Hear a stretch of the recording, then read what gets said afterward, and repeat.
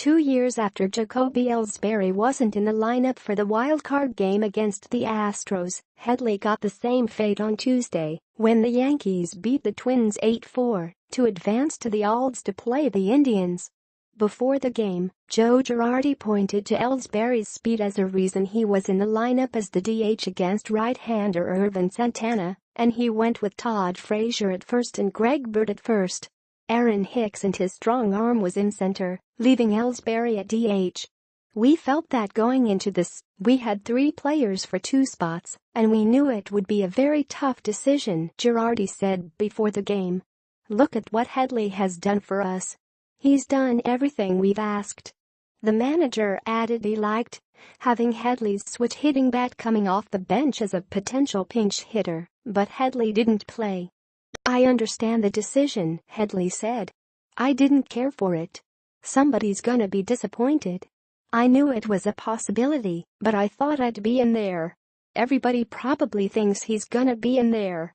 The result turned out in the Yankees' favor, but Ellsbury hardly contributed, going 0 for 4, while Headley and Holliday stayed on the bench. "When you have a really good team, sometimes players are going to have to sit, and their roles could be a little bit different from one day to the next," Girardi said. "I remember having to deal with it here when I was a player. At times a Tino Martinez would sit, and a Cecil Fielder would play first base, and there were different things that happened. Wade Boggs would sit, Charlie Hayes would play first base. It went on and within. But when you have depth, those decisions are going to come up." He also pointed to Hicks' arm in center. "We thought we'd put our fastest and most athletic team and see if we can do some things," Girardi said.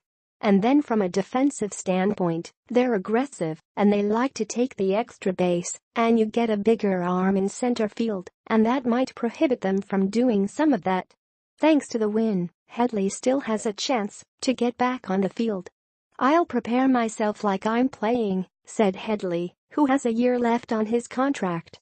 He began the season fending off questions about possibly being replaced by prospect Gleyber Torres. But Torres got hurt, and Headley got off to a fantastic start, and Headley seemed to have settled in. That changed when the Yankees acquired Frazier from the White Sox before the non-waiver trade deadline. Frazier was installed as the everyday third baseman and Headley moved to first, where the Yankees struggled thanks to Chris Carter's inability to hit and Bird's inability to get healthy.